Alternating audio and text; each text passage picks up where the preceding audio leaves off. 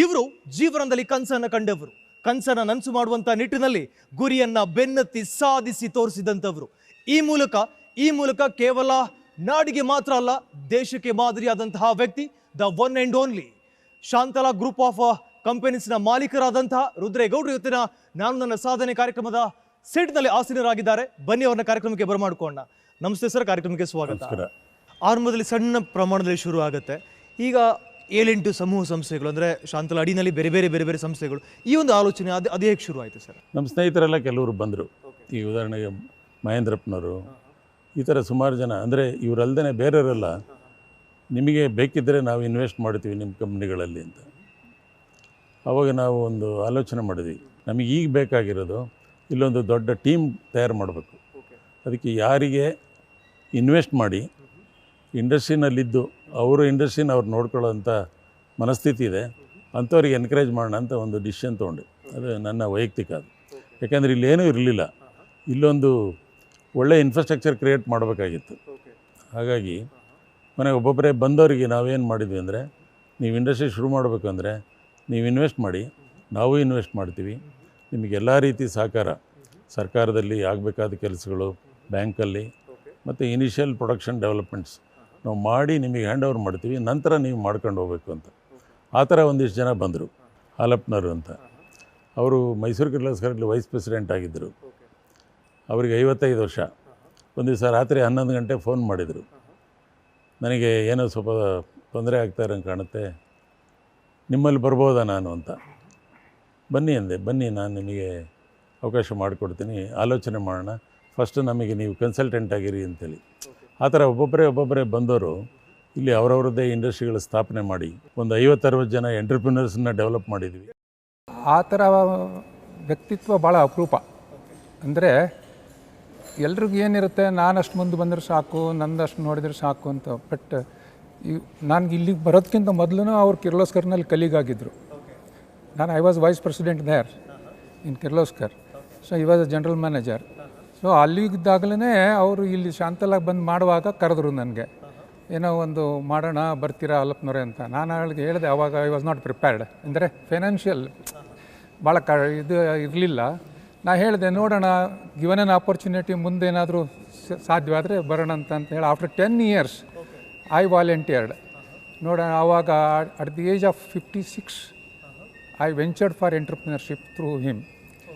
ಆವಾಗ ಅವರು ಇಲ್ಲ ಬರ್ರಿ ನೀವು, I am with you, don't worry about it, let us start ಅಂತ ಹೀಗೆ ಹೇಳಿ ಅವರು ನಾವು ಮಾಡಿದೆ. ಅದಕ್ಕೆ ನಾನು ಹೇಳೋದು ಅಂದರೆ, I became an entrepreneur at the age of 56 because of him.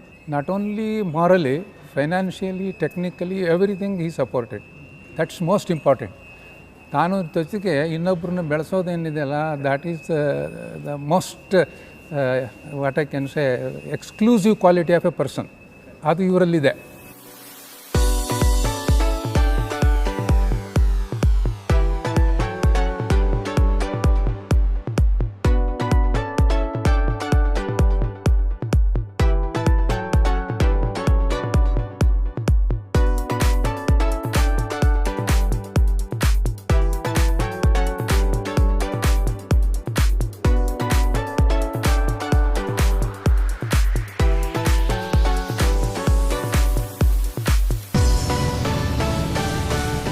ತಾವು ಆರಂಭದಲ್ಲಿ ಶುರು ಮಾಡ್ತೀರಿ, ಸಣ್ಣದಾಗಿ ಸಕ್ಸಸ್ ಸಿಗ್ತಾ ಬರುತ್ತೆ, ಟರ್ನ್ ಓವರ್ ಆಗ್ತಾ ನೀವು ದೊಡ್ಡ ಮಟ್ಟಕ್ಕೆ ಬೆಳೀತಾ ಇರ್ತೀರಿ.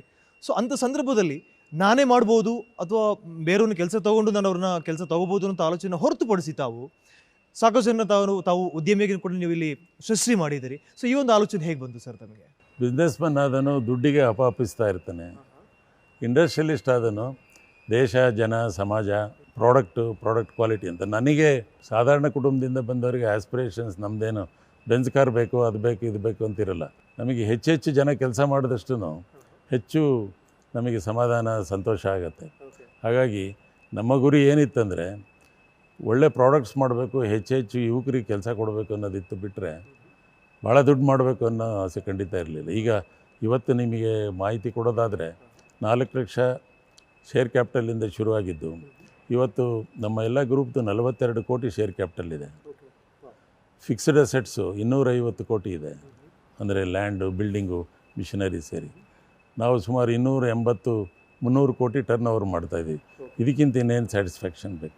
ಒಂದೊಂದೇ ಆ್ಯಡ್ ಆಗ್ತಾ ಬರುತ್ತೆ. ಈಗ ಎಷ್ಟು ಸಂಸ್ಥೆಗಳಿದೆ ನಿಮ್ಮ ಶಾಂತಲಾ ಗ್ರೂಪ್ ಅಡಿನಲ್ಲಿ? ಸೊ ಒಟ್ಟೊಂದು 10 ಇಂಡಸ್ಟ್ರಿಗಳು ಕಾರ್ಪೊರೇಟ್ ಅಂದರೆ ಪ್ರೈವೇಟ್ ಲಿಮಿಟೆಡ್ ಇರೋವಂಥದ್ದು. ಒಂದು ಸುಮಾರು 1600 ಜನ 700 ಜನ ಡೈರೆಕ್ಟ್ ಎಂಪ್ಲಾಯ್ಮೆಂಟು, ಮತ್ತೊಂದು 1000 ಜನ ಇಂಡೈರೆಕ್ಟ್ ಎಂಪ್ಲಾಯ್ಮೆಂಟ್ ಇರ್ಬೋದು. ಹ್ಯಾಂಡ್ಲಿಂಗು, ಫಿಟ್ಲಿಂಗು, ಗ್ರೈಂಡಿಂಗು, ಟ್ರಾನ್ಸ್ಪೋರ್ಟೇಷನ್ ಇದೆಲ್ಲ. ಈ ಭಾಗದ ಜನರಿಗೆ, ಯುವಕರುಗಳಿಗೆ ಹೆಚ್ಚಿನ ಆದ್ಯತೆ ಕೊಟ್ಟಿದ್ದೀರಿ. ಅವ್ರು ಇಂಜಿನಿಯರ್ ಇಲ್ಲದಿದ್ದರೂ ಕೂಡ ಅವ್ರನ್ನ ಕರ್ಕೊಬಂದು ನೀವು ಇಲ್ಲಿ ಇಂಜಿನಿಯರ್ ಕೂಡ ಮಾಡಿದ್ದೀರಿ. ಸಾಕಷ್ಟು ಜನಕ್ಕೆ ಬದುಕೊಡಿರಿ. ಎಷ್ಟು ನಂಬರಲ್ಲಿ ಕೆಲಸ ಮಾಡ್ತಾ ಇದ್ದೀರಿ ಜನ ಒಟ್ಟು ಈಗ? ಪ್ರಪಂಚದಲ್ಲಿ ಯಾರು ಏನು ಮಾಡ್ತಾರೆ ಅದನ್ನು ನಾವು ಮಾಡ್ತೀವಿ. ಅಂದರೆ ನಮ್ಮ ಲೈನ್ನಲ್ಲಿ ಈ ಕ್ಯಾಸ್ಟಿಂಗು ತುಂಬ ಕ್ರಿಟಿಕಲ್ಲು. ಇದು ಮಾಡೋದು ಕಷ್ಟ. ಇದು ಅಲ್ಲಿ ಹೋಗುತ್ತೆ, ಇಲ್ಲಿ ಹೋಗುತ್ತೆ, ರಿಯಾಕ್ಟ್ರಿಗೆ ಹೋಗುತ್ತೆ, ಸಮುದ್ರದಲ್ಲಿರುತ್ತೆ. ಎಂಥದ್ದೇ ಕೊಡಿ, ಪ್ರಪಂಚದಲ್ಲಿ ಯಾರು ಮಾಡಿದಾರ ನಾವು ಮಾಡ್ತೀವಿ. ಮತ್ತು ನಾವು ಯಾವ ಎಕ್ಸ್ಪರ್ಟೈಸನ್ನು ತಗೊಳ್ಳಲ್ಲ. ಇಲ್ಲಿ ನಮ್ಮ ಕೃಷಿಕರ ಮಕ್ಕಳು ಮತ್ತು ಬೇರೆ ಯಾವುದೇ ವೃತ್ತಿಯಲ್ಲಿರ್ತಕ್ಕಂಥ ಲೋಕಲ್ ಹುಡುಗರನ್ನ ತೊಗೊಂಡು ನಾವು ಮಾಡ್ತೀವಿ. ಅಂದರೆ ಈಗೆಲ್ಲ ಇದೆಲ್ಲ ಮಾಡಿರೋದು ನಮ್ಮ ಹುಡುಗರುಗಳೇ. ಅವರು ಯಾರು ಯಾವ ಯೂನಿವರ್ಸಿಟಿಗೆ ಹೋಗಿಲ್ಲ, ಎಲ್ಲೂ ಕಲ್ತಿಲ್ಲ. ಎಲ್ಲ ಲೋಕಲ್ ಹುಡುಗರು, ಗದ್ದೆಯಲ್ಲಿ ಕೆಲಸ ಮಾಡುವಂಥ ಹುಡುಗರು ಬಂದು ಇವತ್ತು ಈ ಮಟ್ಟಕ್ಕೆ ಟೆಕ್ನಾಲಜಿನ ಅವರು ತಂದಿದ್ದಾರೆ. ಅವರ ಆಸಕ್ತಿ.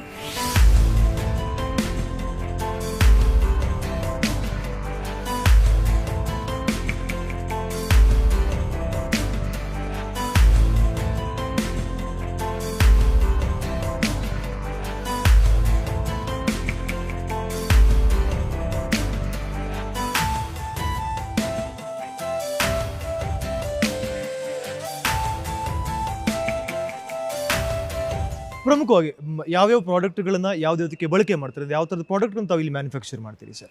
ನಾವಿಲ್ಲಿ ಮುಖ್ಯವಾಗಿ ಮಾಡೋದು ಈಗ ಶಾಂತಲಾಸ್ ಪರಾಕಾಸ್ಟ್.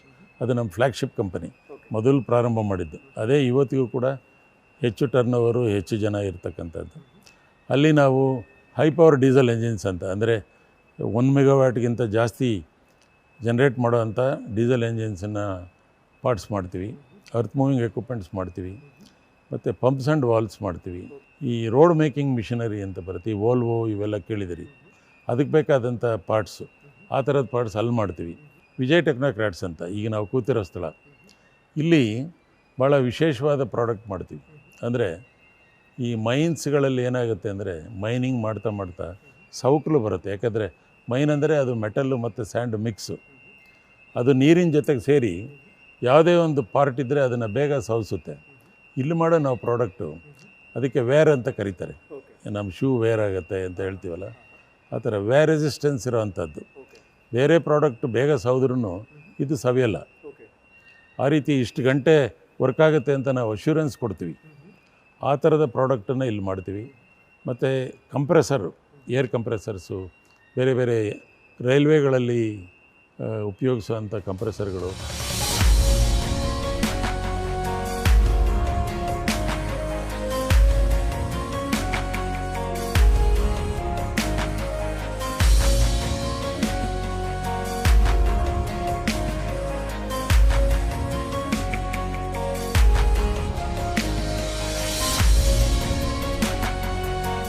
ಮತ್ತು ಪ್ರಗತಿ ಸ್ಟೀಲ್ ಕಾಸ್ಟಿಂಗ್ ಅಂತಿದೆ. ಅಲ್ಲಿ ರೈಲ್ವೆಗೆ ಬೇಕಾದಂಥ ಕನೆಕ್ಟರ್ಸ್, ಬೋಗಿ ಕನೆಕ್ಟರ್ಸ್ ಅಂತ ನೋಡಿದಿರಿ, ಹೊಸ ಡಿಸೈನ್ ಮಾಡಿ ಹೊಸ ಗ್ರೇಡು ಎಲ್ಲ ಡಿಸೈನ್ ಮಾಡಿದ್ದಾರೆ.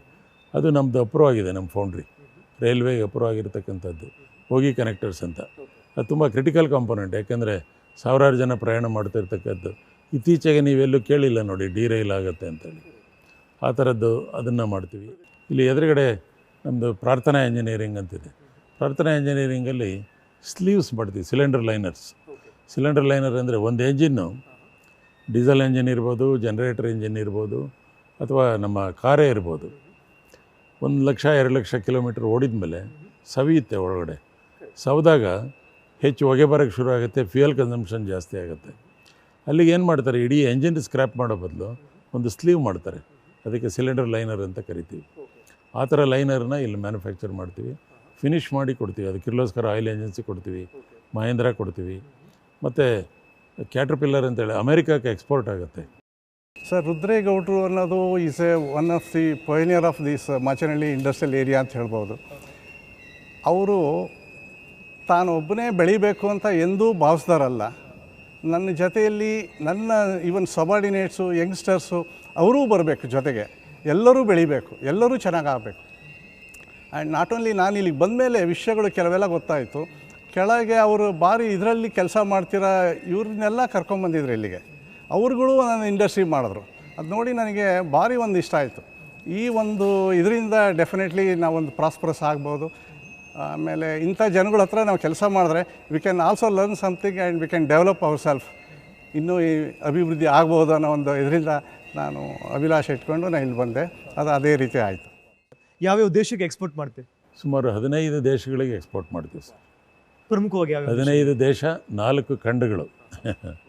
ಯುರೋಪು, ಅಮೆರಿಕ, ಉತ್ತರ ಅಮೆರಿಕ, ದಕ್ಷಿಣ ಅಮೆರಿಕ, ಕೆನಡಾ ಮತ್ತು ಮಿಡ್ಲ್ ಈಸ್ಟ್. ವಿಶ್ವದಲ್ಲಿ ಈ ಕೈಗಾರಿಕೆಗಳು ಸಾಕಷ್ಟು ಇದ್ರೂ ಕೂಡ ಶಿವಮೊಗ್ಗದಲ್ಲಿ ತಯಾರಾಗುವಂಥ ವಸ್ತುಗಳಿಗೆ ಬೇಡಿಕೆ ಹೆಚ್ಚು ಯಾಕೆ? 3 ಪಾಯಿಂಟ್ ಇಂಪಾರ್ಟೆಂಟು. ಒಂದು ಕನ್ಸಿಸ್ಟೆನ್ಸಿ, ಎರಡನೇದು ಡೆಲಿವರಿ ಅಂದರೆ ಅವರಿಗೆ ಟೈಮಿಗೆ ಸರಿಯಾಗಿ ತಲುಪಿಸ್ತಕ್ಕಂಥದ್ದು, ಮೂರನೇದು ಕಾಸ್ಟ್ ಕಾಂಪಿಟೇಟಿವ್ನೆಸ್, ಪ್ರೈಸ್.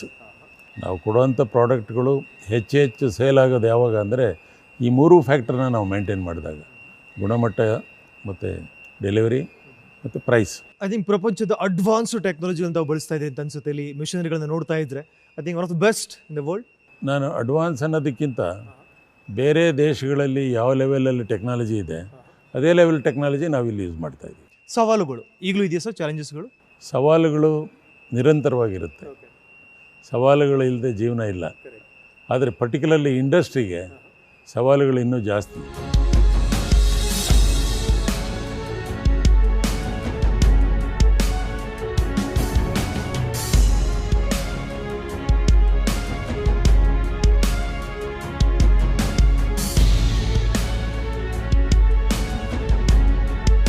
ತಾವು ಕಂಡಂಥ ಕನಸನ್ನು ಬೆನ್ನಡ್ತೀರಿ, ತಾವು ಯಶಸ್ವಿ ಉದ್ಯಮಿ ಆಗ್ತೀರಿ.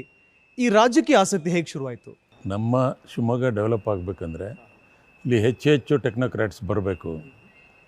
ಬಂದರೆ ಅಷ್ಟೇ ಸಾಲದು, ಅವರಿಗೆ ವೇದಿಕೆಗಳು ಸೃಷ್ಟಿಯಾಗಬೇಕು ಅಂತ ನಾವಿಲ್ಲೊಂದು ಅಸೋಸಿಯೇಷನ್ ಮಾಡಿದ್ವಿ. ಯಾಕೆಂದರೆ ಹೋರಾಟ ಮಾಡಬೇಕು ನಮ್ಮ ದೇಶದಲ್ಲಿ, ಅಸೋಸಿಯೇಷನ್ಗಳಿಗೆ ಶಕ್ತಿ, ಇಂಡಿವಿಜುವಲ್ಲಾಗಿ ಆಗಲ್ಲ. ಇಲ್ಲಿ ಮಾಡಿದ್ವಿ. ಮೊದಲನೇ ಸಾರಿ ಈಶ್ವರಪ್ಪನವರು, ಶಂಕರಮೂರ್ತಿ ಇಂಥವರೇ ಮೆಂಬರು, ಮಹೇಂದ್ರಪ್ಪ, ಚಂದ್ರಶೇಖರ್ ಇವ್ರುಗಳೇ ನಮ್ಮ ಅಸೋಸಿಯೇಷನ್, ಒಂದು 7-8 ಜನ. ಯಾಕೆ ಇಂಡಸ್ಟ್ರಿನೇ ಇರಲಿಲ್ಲ. ಮೊದಲನೇ ಹೋರಾಟನೇ ಮೆಡಿಕಲ್ ಕಾಲೇಜಿಗೆ ಶಿವಮೊಗ್ಗಕ್ಕೆ ತರಲಿಕ್ಕೆ ಕೈತೆಪ್ಪು ಹೋಗಿತ್ತು, ಅಂಥದ್ದು ಬಂತು. ಅದಕ್ಕೆ ಯಡಿಯೂರಪ್ಪನವ್ರ ನೇತೃತ್ವ. ಹಾಗೆಯೇ ಇಂಡಸ್ಟ್ರಿಯಲ್ ಎಸ್ಟೇಟ್ಗಳಲ್ಲಿ ರೋಡು, ರಸ್ತೆ, ಇದು ನೀರಿನ ವ್ಯವಸ್ಥೆ, ಸಬ್ಸ್ಟೇಷನ್ಸು, ಇದಕ್ಕೂ ಹೋರಾಟ ಶುರು ಮಾಡಿದ್ವಿ. ಅದರಲ್ಲೂ ಸ್ವಲ್ಪ ಸಕ್ಸಸ್ ಆಯಿತು. ಇದು ಮಾಡ್ತಾ ಯಡಿಯೂರಪ್ಪನವರಿಗೆ ನಾನು ಸ್ವಲ್ಪ ಹತ್ತಿರ ಆದೆ. ಭಾಳ ಗಲಾಟೆ ಮಾಡ್ತೀಯ ನೀನು ಸ್ವಲ್ಪ ಸಾರ್ವಜನಿಕಕ್ಕೆ ಬಾ ಅಂಥೇಳಿ ಸುಮ್ಮನೆ ತಮಾಷೆ ಮಾಡ್ತಾಯಿದ್ರು. ಸಾರಿ ಪಾರ್ಲಿಮೆಂಟಿಗೆ ಆಫರ್ ಮಾಡಿದರು, ಇಲ್ಲ ನನಗೆ ರಾಜಕೀಯ ಇಷ್ಟ ಇಲ್ಲ ಅಂತ ಹೇಳಿದೆ. ಹೀಗೆ ಹೋರಾಟ ಮಾಡ್ತಾ ಅವರಿಗೆ ಅಧಿಕಾರ ಬಂತು. 2006ರಲ್ಲಿ ಅವರು ಉಪಮುಖ್ಯಮಂತ್ರಿ ಆದರು, ಇವರ ಕುಮಾರಸ್ವಾಮಿ ಅವ್ರ ಜೊತೆಗೆ. ಆ ರಾತ್ರಿ ನಮಗೆ ಫೋನ್ ಮಾಡಿದರು.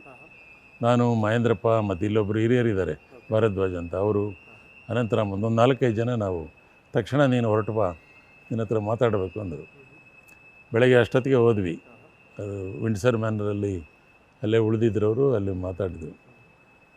ನೇರವಾಗಿ ಅವರು ಯಾವುದೇ ವಿಷಯನ ಪ್ರಸ್ತಾಪ ಇಲ್ಲ, ಡೈರೆಕ್ಟ್, ನೋಡಪ್ಪ ನಿಮ್ಮನ್ನು ಕರೆಸಿದ್ದು ನಾನು 2 ದಿವಸ ಇರ್ತೀನೋ ಗೊತ್ತಿಲ್ಲ, ತಕ್ಷಣದಲ್ಲಿ ಶಿವಮೊಗ್ಗಕ್ಕೆ ಏನೇನು ಆಗಬೇಕು, short term long term plans ಕೊಟ್ಬಿಟ್ಟು ಅದನ್ನು ನೋಡೋಣ ನಾನು ಏನು ಮಾಡೋಕ್ಕಾಗತ್ತೆ ಅಂತೇಳಿ ಕೇಳಿದರು. ಆವಾಗ ನಾವು ಒಂದಿಷ್ಟು ಸಲಹೆ ಕೊಟ್ವಿ.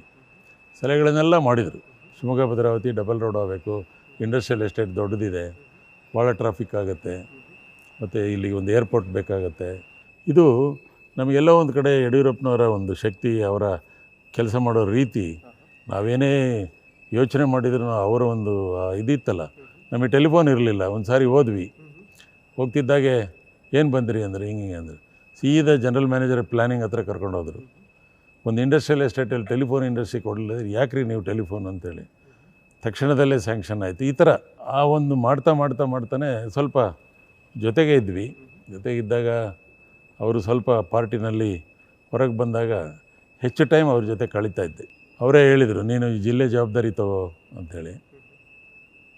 ಸ್ವಲ್ಪ ಪಾರ್ಟಿಯಲ್ಲೂ ರೆಸಿಸ್ಟೆನ್ಸ್ ಇತ್ತೇ ಏನೋ ಗೊತ್ತಿಲ್ಲ. ನಾನು ಆಯಿತು ನೀವು ಹೇಳಿದರೆ ನಾನು ಮಾಡ್ತೀನಿ ಅಂದೆ. ಜಿಲ್ಲಾ ಅಧ್ಯಕ್ಷ ಆದೆ, BJP ಜಿಲ್ಲಾ ಅಧ್ಯಕ್ಷ ಆದೆ. ನನ್ನ ಪೀರಿಯಡಲ್ಲಿ ಔಟ್ ಆಫ್ 6 MLAಗಳು ಗೆದ್ದರು. ಚೆನ್ನಾಗಾಯಿತು. ಈ ಪ್ರಶ್ನೆ ಕೇಳಲೇಬೇಕು ಸರ್. ನಾನು ರಾಜ್ಯದ ಬೇರೆ ಬೇರೆ ಭಾಗಗಳಲ್ಲಿ ಸಾಧಕರನ್ನ ಹುಡುಕಿ ಅವರ ನಾಡಿಗೆ ಪರಿಚಯ ಮಾಡುವಂಥ ಪ್ರಯತ್ನ ನಿರಂತರವಾಗಿ ಮಾಡ್ಕೊಂಡು ಬರ್ತಾ ಇದ್ದೀನಿ. ಸಾಕಷ್ಟು ಸಲ ಜನ ನನ್ನ ಪ್ರಶ್ನೆ ಮಾಡೋರು, ತಾವು ಯಾಕೆ ರುದ್ರೇಗೌಡರನ್ನ ಎಂಟ್ರಿ ಮಾಡಬಾರ್ದು. ನಾನು ನಿಮ್ಮ ಬಗ್ಗೆ ರಿಸರ್ಚ್ ಮಾಡೋಕ್ಕೆ ಶುರು ಮಾಡಿದೆ. ಪ್ರತಿಯೊಬ್ಬರ ಬಾಯಲ್ಲೂ ಕೂಡ ಒಳ್ಳೆ ವ್ಯಕ್ತಿ ಬಿಡಪ್ಪ, ಅವ್ರು ತುಂಬ ಒಳ್ಳೆಯವರು, ಅಥವಾ ನಿಮ್ಮಲ್ಲಿರುವಂಥ ಸರಳತೆ, ಆ ಸಜ್ಜನಿಕೆ, ಆ ಸೌಮ್ಯ ಎಲ್ಲವೂ ಕೂಡ ಹೇಗೆ ಬರ್ತಿದ್ದಾನೆ ಸರ್ ಹೇಗೆ ಅಂತ ನಿಮ್ಗೆಲ್ಲವೂ ಕೊಟ್ಟಿದ್ದಾರೆ. ಆಗಲೇ ಹೇಳಿರಿ ತಾವು, ಉದ್ಯಮ ಇದೆ, ಹಣ ಇದೆ, ಎವ್ರಿಥಿಂಗ್ ನಿಮ್ಗೆ ಸಿಕ್ಕಿದೆ, ದೇವರೆಲ್ಲವೂ ಕೂಡ ಕೊಟ್ಟಿದ್ದಾರೆ.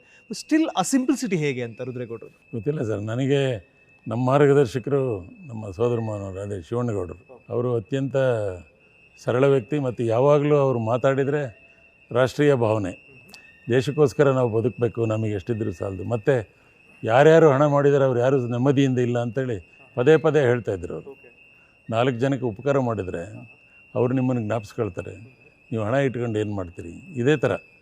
ಮತ್ತು ಸಾರ್ವಜನಿಕವಾಗಿ ನಮ್ಮಿಂದ ಆದಷ್ಟು ಒಂದಿಷ್ಟು ಮಾಡಬೇಕು ಅನ್ನೋದು ಅವ್ರ ಪ್ರಭಾವ ನನ್ನ ಮೇಲೆ ಭಾಳ ಇದೆ. ಮತ್ತು ಅದಕ್ಕಿಂತ ನನ್ನ ತಾಯಿ, ಅವರು ಭಾಳ ದೈವ ಭಕ್ತರು, ಭಾಳ ಅವರು ಕೂಡ ಬೇರೆಯವ್ರ ಬಗ್ಗೆ ಅನುಕಂಪ ಇದು ಎಲ್ಲ ಜಾಸ್ತಿ. ಆಮೇಲೆ ನನ್ನ ಸಾಕಿದಂಥ ಶಾಂತಮ್ಮನವರು, ಅವರು ಅಷ್ಟೇ ಪ್ರೀತಿ, ಅವ್ರ ಮಕ್ಕಳಿಗೂ ಅವರು ಆ ಪ್ರೀತಿ ತೋರಿಸಿದರೆ ಇಲ್ಲ. ಅವರಿಬ್ಬರು ಕೂಡ ಯಾವಾಗಲೂ ಅವರ ಪ್ರಭಾವ ನನ್ನ ಮೇಲೆ ಹೆಚ್ಚಿಗೆ ಆಗಿದೆ ಅಂತ ಹೇಳ್ಬೋದು. ಬಟ್ ಇನ್ನು ಕೆಲವು ಬಹುಶಃ ಕೈಲಾಗದೇ ಇದ್ದವ್ರಿಗೆ ಸಿಟ್ಟು ಬರಲ್ಲ ಅಂತಾರೆ, ಆ ಥರ ಇರ್ಬೋದು. ನಿಮ್ಮ ಸದ್ಯದ ಫ್ಯಾಮಿಲಿ ಬಗ್ಗೆ ಒಂದು ಸಣ್ಣ ಪರಿಚಯ ಮಾಡಿಕೊಡ್ಬೋದಾ, ನಿಮ್ಮ ಕುಟುಂಬದ ಬಗ್ಗೆ? ನನ್ನ ಶ್ರೀಮತಿಯವರು ಶಕುಂತಲಾ ಅಂತ, ಅವರು ಒಬ್ಬರು ರಾಜಕೀಯದವರು ಮಗಳೇ, YR ಪರಮೇಶ್ವರಪ್ಪ ಅಂತ, ಹಿಂದೆ ಗೋಪಾಲಗೌಡರ ಜೊತೆಗಿದ್ದವರು, ಅವರು MLC ಆಗಿದ್ದರು. ಇನ್ನು ನನ್ನ ಮಗ ಒಬ್ಬ ಹರ್ಷ ಅಂತ, ಅವರು ಇಲ್ಲಿ ಒಂದು ಉದ್ಯಮ ನೋಡ್ಕೊಳ್ತಾ ಇದ್ದಾನೆ. ಅವನು BE ಇಂಡಸ್ಟ್ರಿಯಲ್ ಪ್ರೊಡಕ್ಷನ್ ಮಾಡಿ IIT ಮಡ್ರಾಸಲ್ಲಿ MBA ಮಾಡಿದ. ನಮ್ಮ ಮಗಳು ಚೈತ್ರ ಅಂತ, ಅವಳು ಮದುವೆ ಆಗಿದೆ, ಅವನದು ಮದುವೆ ಆಗಿದೆ. ಅವಳು BE ಇನ್ ಎಲೆಕ್ಟ್ರಾನಿಕ್ಸು, ಅವಳು ಮದುವೆ ಆಗಿದೆ, ಬೆಂಗಳೂರಲ್ಲಿದ್ದಾಳೆ. ನಮ್ಮ ಅಳಿಯ is vice president in Reliance health care Hyderabad, ಅಲ್ಲಿ ಇದ್ದಾರೆ. ಬೆಂಗಳೂರಿನಲ್ಲಿದ್ದಾರೆ ಈಗ, ವರ್ಕ್ ಫ್ರಮ್ ಹೋಮ್ ಅಲ್ಲ, ಅಲ್ಲಿದ್ದಾರೆ. ಸೊ 4 ಜನ ಮೊಮ್ಮಕ್ಕಳು, ಅವರಿಗಿಬ್ಬರು ಇವರಿಗಿಬ್ಬರು. ಸ್ಟಿಲ್ ಆ್ಯಕ್ಟಿವ್ ಆಗಿರ್ತೀರಿ, ಸ್ಟಿಲ್ ಬೆಳಿಗ್ಗೆಯಿಂದ ರಾತ್ರಿ ಕೆಲಸ ಮಾಡ್ತೀರಿ, ಟ್ರಾವೆಲ್ ಮಾಡ್ತೀರಿ, ಬಟ್ ಸ್ಟಿಲ್ ದಿನಕ್ಕೆ ಎಷ್ಟು ಗಂಟೆಗಳ ಕಾಲ ಕೆಲಸ ಮಾಡ್ತೀರಿ ಸರ್ ತಾವು? ಸರ್, ನನಗೆ ಒಂದು ನನ್ನ ಬಹುಶಃ ನಾನು ಹೈಸ್ಕೂಲಲ್ಲಿ ಇದ್ದಾಗಿಂದನು ಯೋಗಾಭ್ಯಾಸ ಇದೆ. ಆ ಯೋಗ ಕೂಡ ಇವತ್ತು ಕೂಡ ನಾನು ಮಾಡ್ತೀನಿ. ಸ್ವಲ್ಪ ಆಹಾರದಲ್ಲಿ ಮಿತಿ ಇಲ್ಲ ಅಂತ ಹೇಳ್ಬೋದು, ಅದು ಮಿತಿ ಇಲ್ಲ.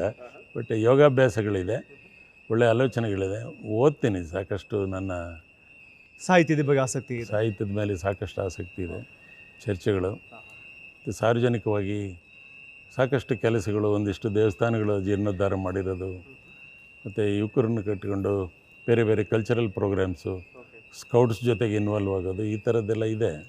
ಹಾಗಾಗಿ ಮನುಷ್ಯನಿಗೆ ಯಾವಾಗ ವಯಸ್ಸಾಗುತ್ತೆ ಅಂದರೆ ಅವನ ಮೈಂಡ್ ಐಡ್ಲ್ ಆಗಬಾರ್ದು. ಮೈಂಡು ಯಾವಾಗ ಐಡ್ಲ್ ಆಗುತ್ತೆ, ಎಲ್ಲೋ ಒಂದು ಕಡೆ ಏನೋ ಕಳ್ಕೊಂಡಿದ್ದೀವಿ ಅನ್ನೋ ಭಾವನೆ ಬರುತ್ತೆ. ನಿರಂತರವಾಗಿ ನಾವು ಕೆಲಸಗಳನ್ನು ಮಾಡ್ತಾನೇ ಇದ್ದರೆ ಅದಕ್ಕೆ ನಮಗೇನು ಅನಿಸಲ್ಲ. ಆಗ ಒಂದೇ ಸಾರಿ ಸ್ಟಾಪ್ ಆಗಬೇಕಷ್ಟೇ.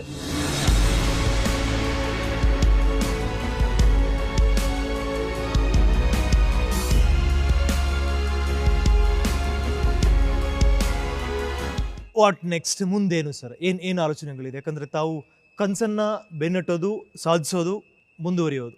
ವಾಟ್ ನೆಕ್ಸ್ಟ್, ಏನು ಪ್ಲ್ಯಾನ್ ಇದೆ, ಫ್ಯೂಚರ್ ಪ್ಲ್ಯಾನ್ಸ್? ರಾಜಕೀಯ ಮತ್ತು ಕೈಗಾರಿಕಾ ಕ್ಷೇತ್ರ, ಸೇವೆ, ಇವೆಲ್ಲವನ್ನೂ ನೋಡಿದಾಗ ಈಗ ರಾಜಕೀಯಕ್ಕಿಂತ ನಮ್ಮ ಕ್ಷೇತ್ರ ಇದೇನಿದೆ, ಇಲ್ಲಿ ಏನಾದರೂ ಒಂದಿಷ್ಟು ಮಾಡ್ಬೋದು ಅಂತ ಅನಿಸಿದೆ. ಜೊತೆಗೆ ಸಾರ್ವಜನಿಕವಾಗಿ ಒಂದಿಷ್ಟು ಒಳ್ಳೆಯ ಕೆಲಸಗಳು, ಉದಾಹರಣೆಗೆ ಭಾಳಷ್ಟು ಜನ ಯುವಕರಿದ್ದಾರೆ ನಮ್ಮದಿನ್ನೂ ಕೂಡ. ಒಂದು ರೀತಿ ಶಿವಮೊಗ್ಗ ರಾಷ್ಟ್ರ ಮಟ್ಟದಲ್ಲಿ ಹೆಸರಿದ್ದರೂ ಕೂಡ ಯುವಕರಿಗೆ ಇಲ್ಲಿ ಇನ್ನೂ ಕೂಡ ಸ್ಫೂರ್ತಿ ಕೊಡುವಂಥ ಕೇಂದ್ರಗಳಿಲ್ಲ. ಅವರನ್ನು IAS KS ಮಾಡೋದು, ಕಾಂಪಿಟೇಟಿವ್ ಆಗಿ ಅವ್ರನ್ನ ತಯಾರು ಮಾಡೋದು, ಆ ರೀತಿ ಕೆಲಸಗಳಲ್ಲಿ ಹೆಚ್ಚಿಗೆ ತೊಡಗಿಸ್ಕೋಬೇಕು ಅಂತ ಇದ್ದೀನಿ. ಬಹುಶಃ ನಮ್ಮ ದೇವರು ಇನ್ನೂ ಆರೋಗ್ಯ ಕೊಟ್ಟು ಅನುಗ್ರಹ ಮಾಡಿದರೆ ಒಂದಿಷ್ಟು ಆ ರೀತಿ ಕೆಲಸಗಳನ್ನು ಮಾಡೋಣ ಅಂತೇಳಿ.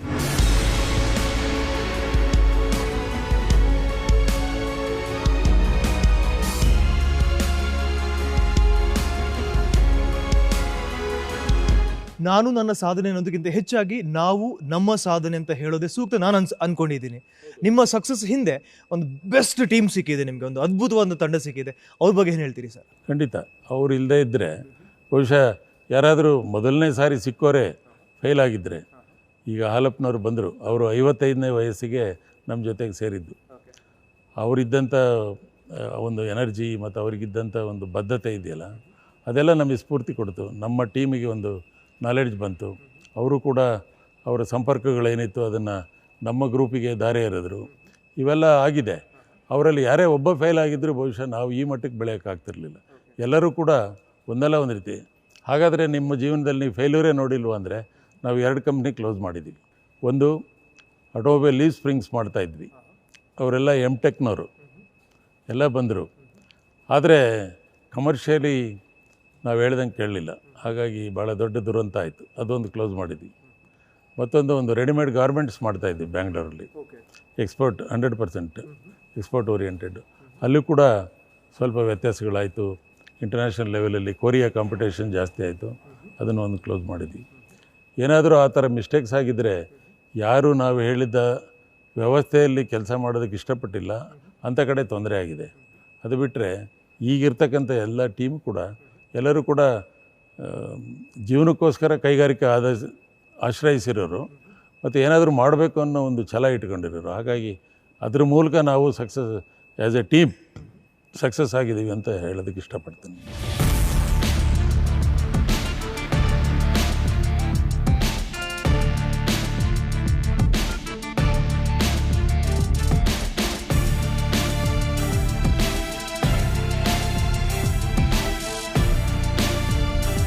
ಒಮ್ಮೆ ಹಿಂತಿರುಗಿ ನೋಡಿದಾಗ ಜೀವನವನ್ನು, ಬದುಕು ಸಾರ್ಥಕ ಅಂತ ಅನಿಸ್ತಾ ಇದೆಯಾ ಸರ್? ಡೆಫಿನೆಟ್ಲಿ. ಯಾಕೆಂದರೆ ಎಲ್ಲದಕ್ಕಿಂತ ಹೆಚ್ಚಿಗೆ ನಮ್ಮನ್ನು ನಂಬಿ ಇವತ್ತು 3,000 ಫ್ಯಾಮಿಲಿ ಇದೆ. ಆ 3,000 ಫ್ಯಾಮಿಲಿ, ನಾ ಹೇಳಿದ್ನಲ್ಲ, PASL MPM ಅಂತ ಕಂಪ್ನಿಗಳೇ ಕ್ಲೋಸ್ ಆಗಿದೆ. ನಾವು ಸಣ್ಣ ಪ್ರಯತ್ನದಿಂದ ಒಂದು 3,000 ಜನ ನೆಮ್ಮದಿಯಿಂದ ಇರೋಂಗೆ ಆಗಿದೆಯಲ್ಲ ಅನ್ನೋದು. ಮತ್ತು ಯಾರಿಗೇ ಆದ್ರೂ ಇಲ್ಲಿ ಹೋದರೆ ಒಂದು ಒಳ್ಳೆಯ ಸಂಸ್ಕಾರ ಸಿಗತ್ತೆ. ನಾವಿಲ್ಲಿ ಭಾಳ ದೊಡ್ಡ ಸ್ಯಾಲ್ರಿ ಕೊಡದೇ ಇರ್ಬೋದು, ಆದರೆ ನಾವು ಕೊಡ್ತಾ ಇರತಕ್ಕಂಥದ್ದು is comparable to any other good company. ಅಂದರೆ ಯಾವುದೇ ಒಂದು ಸಂಸ್ಥೆ, ಉದಾಹರಣೆಗೆ ಅದು ವಿಪ್ರೋ ಇರ್ಬೋದು ಅಥವಾ L&T, ಅವ್ರಿಗೆ ಕೊಡೋದಕ್ಕಿಂತ ಏನು ಕಡಿಮೆ ಏನಿಲ್ಲ. ಅದು ಆ ರೀತಿಯ ಒಂದು ಸಂಸ್ಕಾರ ನಾವು ಬೆಳೆಸಿದ್ದೀವಿ. ಹಾಗಾಗಿ ಜನಗಳಿಗೂ ಕೂಡ ನಮ್ಮ ಸಂಸ್ಥೆಗಳ ಬಗ್ಗೆ ಒಳ್ಳೆಯ ಭಾವನೆ ಇದೆ. ಅದೇ ನಮಗೆ ಸಮಾಧಾನ.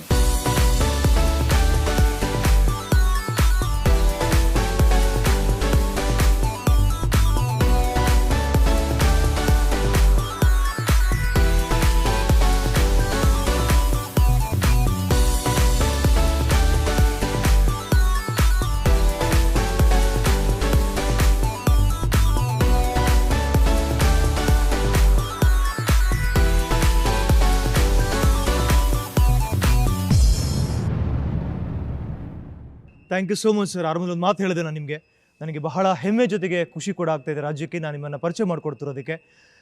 ಈ ಮೂಲಕ ಸಾಕಷ್ಟು ಕನಸುಗಳನ್ನು ತಾವು ಕೂಡ ಇನ್ನೂ ಕಟ್ಕೊಂಡಿದ್ದೀರಿ. ನಾಡಿಗೆ ಮಾತ್ರ ಅಲ್ಲ, ದೇಶಕ್ಕೆ ನಿಮ್ಮಿಂದ ಮತ್ತಷ್ಟು ಮಗದಷ್ಟು ಸೇವೆಗಳು ಸಿಗ್ತಾ ಬರಲಿ. ಹಾಗೆಯೇ ತಾವು ಇನ್ನೂ ಕಂಡಂಥ ಎಲ್ಲ ಕನಸುಗಳು ಕೂಡ ನನಸಾಗಲಿ ಅಂತ ನಾನು ಮತ್ತೊಮ್ಮೆ ನಿಮಗೆ ಹಾರೈಸ್ತಾ ಇದ್ದೀನಿ ಸರ್. ಧನ್ಯವಾದ.